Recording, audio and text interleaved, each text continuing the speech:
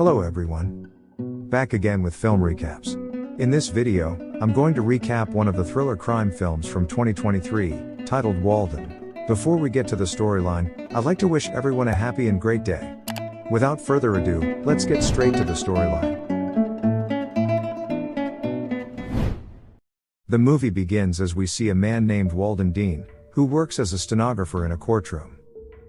Currently, he is in a typing competition where he plans to break the world record of 361 words typed in a minute, and he manages to type 343 words so far.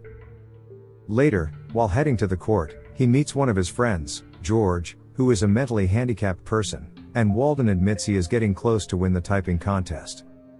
George then informs him that he won't like today's court case, because the defendant is a really bad man. Later in court, we find out that the case involves a man named Norman Bolt, who cruelly burned his 3-year-old daughter in an oven for washing her doll's hair.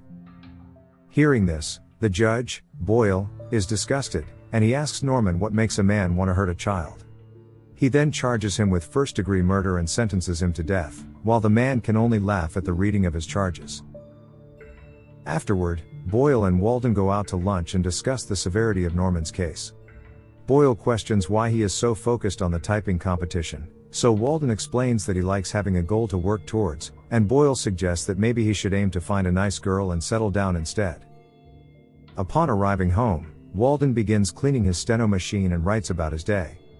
He then recalls Norman's case, and wonders how someone could burn their own daughter to the bone in an oven. Upon recalling this, he feels sick and rushes to throw up. Before going to bed, he prays to God, explaining that he can't kneel tonight, because he witnessed how the little girl suffered while God was absent. He understands that God might be busy with bigger things, but for him, nothing seems bigger than this. Suddenly, he feels sick again and heads to the bathroom to throw up. The following day, Walden visits the hospital for a checkup. He sits next to an old man who seems to be having a nightmare. The doctor assures Walden that everything is normal, and when Walden says he's been throwing up, the doctor assumes it's due to the stress of his job. While leaving the hospital, Walden is suddenly stopped by the old patient, who begs him to stop her. But he doesn't understand who the man is referring to, so he excuses himself.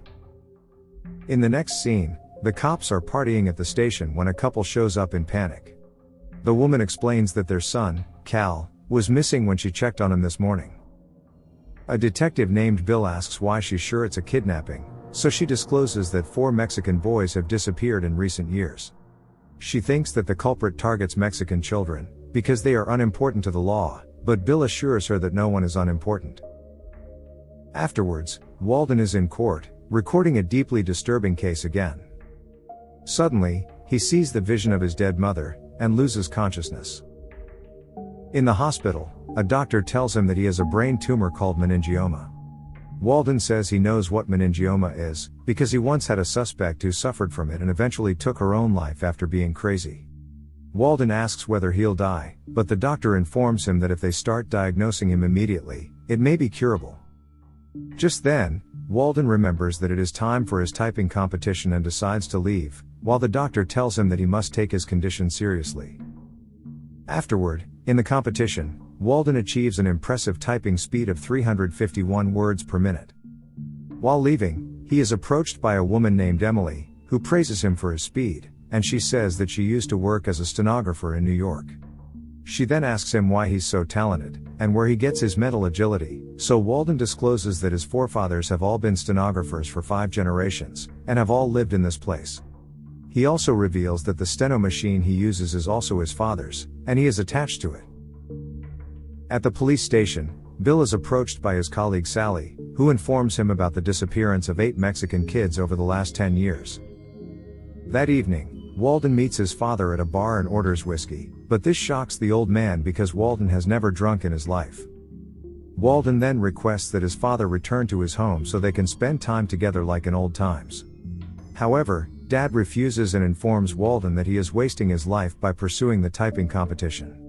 Walden asks him not to be negative, but his father tells him that even if he wins, it will be just meaningless glory. Later, Walden heads to a pharmacy to get a pill for his headache, right when a robber enters and threatens the store clerk with a gun.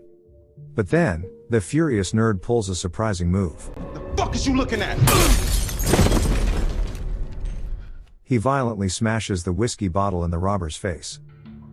When the cops arrive, Detective Bill and Sally are impressed by Walden, but our hero feels terrible and apologizes for his behavior, and they reassure him that he did the right thing. The robber is severely injured but will recover. When Walden gets home, he takes out his old journals and recalls his childhood.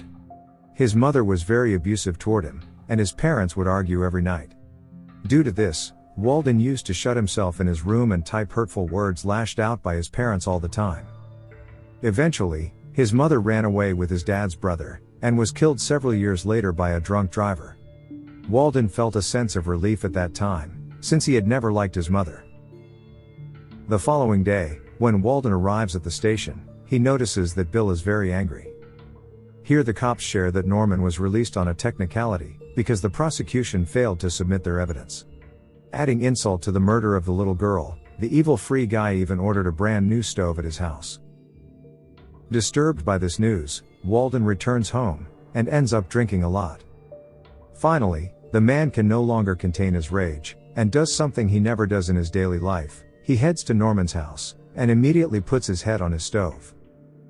Norman pleads with him to let him go, but Walden says he should never have gotten out of jail in the first place.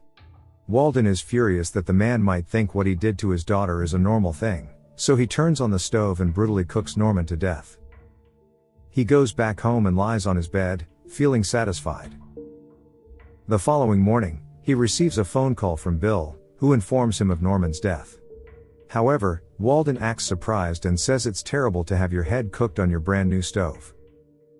In the following scene, the cops finally discover the body of the missing kid, Cal, in the woods. His mother is in a state of distraught, and Bill has to calm her down. Just then, Walden also arrives at the scene, and is horrified by the grim situation. At Cal's funeral, the priest suggests that the child has moved on to a better place with God. However, Bill gets mad and shouts about how God can allow the violation and murder of a 9-year-old. We also learn the last thing Cal ate before his death was candy bars. After the funeral, Boyle praises Walden for fighting the robber the other day, and our hero tries to apologize, but Boyle assures him that he did nothing wrong. The judge also claims that the town is becoming increasingly dangerous, so he decides to provide Walden with a permit to carry a gun. Walden says that it isn't necessary, but Boyle advises him that it is better to be safe than sorry. Later, Emily shows up at the court to meet Walden, and invites him to a family event. He tries to refuse her, but she assures him that he'll be back home before sunset. They then go to her house, where he meets her parents, and Walden discovers that Emily's dad and his dad were friends in the past. Emily's father expresses shame for what Walden's mother has done to them, and Walden bluntly states that he is aware of his mother's reputation as a whore. After this, Emily drives him home, and Walden mentions it's the longest he has gone without typing, and suddenly she kisses him before leaving. The next day, Bill and Sally visit George, and ask if he's seen anyone suspicious recently. George claims he hasn't, so they ask him to tell them if he has any information about Cal's murder.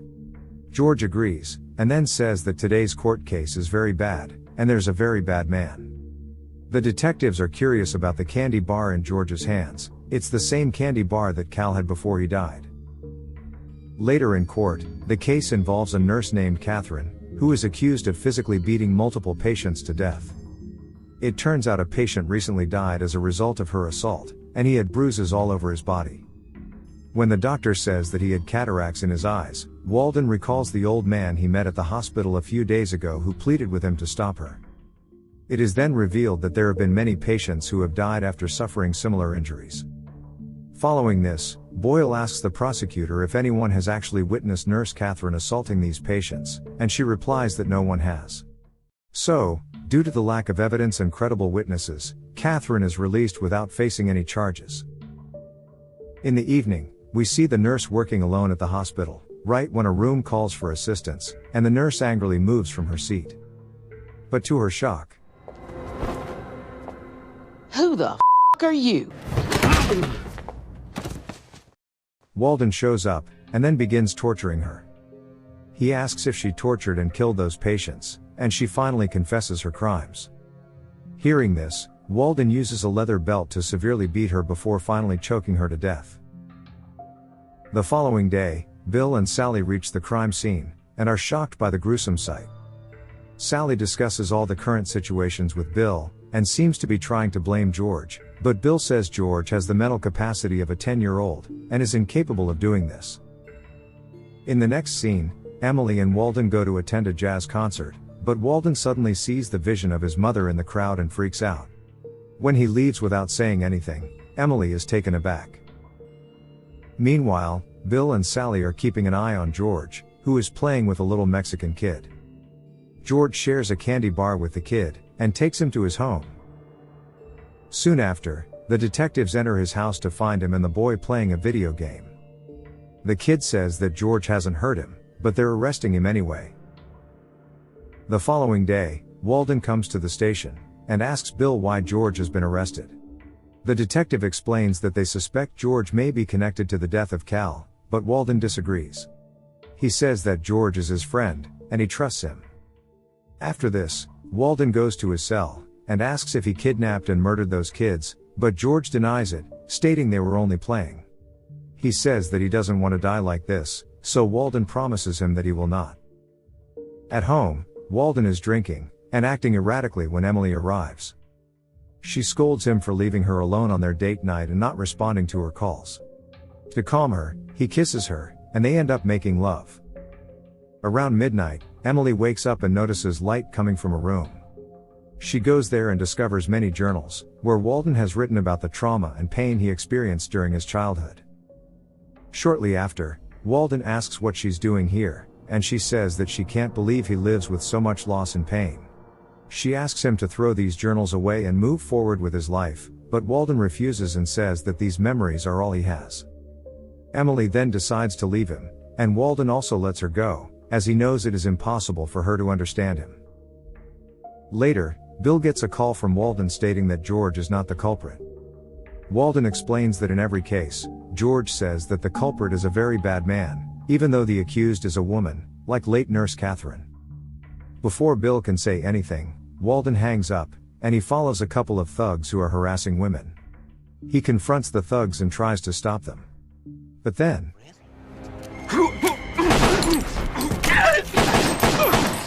they brutally stab him, while Walden manages to shoot and kill one of the thugs before falling unconscious. The following day, Bill visits George in his cell and informs him that Walden has been injured. Hearing this, George tells him that he wants to show him something bad. He then leads Sally and Bill to an abandoned building far away from the police station. Upon arriving, he refuses to enter inside, claiming this place is bad.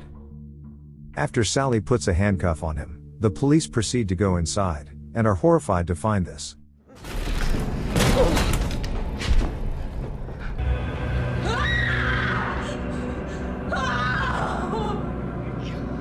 The skeletons of all the missing Mexican kids are there. After the shocking discovery, Bill explains that George used to play with the victims. The victims had told George about this place, and that a bad man used to bring them here, and pay them to do some horrible things. Meanwhile, at the hospital, Walden regains consciousness, and his father is emotional to see him. The scene then shifts to 3 weeks later, when Walden is finally discharged from the hospital and returns to live with his father. Boyle arrives to check on him and he commends his bravery. Moments later, Walden notices Boyle's car, and is quite impressed by its features. However, upon inspecting the perfect car, he notices a torn piece of fabric from the back seat, which shocks him. That night, he loads his gun, and seems to be getting ready for something. He goes to Boyle's house, and surprisingly confronts the judge about the dead kids. Boyle asks how he found out the truth, and Walden says that the torn piece of fabric in his backseat is from Cal's clothes. He asks what makes a man want to hurt little kids, and Boyle reveals the disturbing fact that he likes their smell, and is attracted to them. He states that he has been doing this since he was 17, and he even used to have a thing for Walden when he was a kid.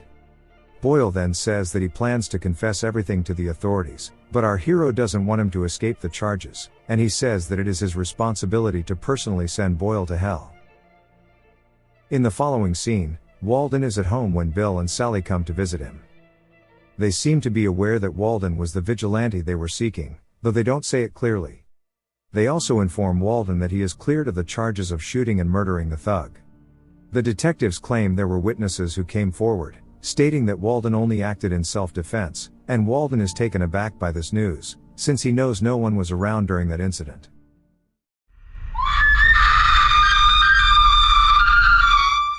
The following day, the police discover that Boyle has taken his own life in his house. We then see Walden in his typing competition, where he types at a rate of 359 words per minute, which means that he is just 2 words away from the world record. In the final scene, he reads again the latest court case he wrote about a new suspect who is thought to have killed 7 people. The defendant denies all the charges, and the killer will be released on bond while awaiting trial. Walden doesn't have much to say, but he'll see what he can do next. Okay guys, that's all the recap of Walden 2023. Thanks for watching.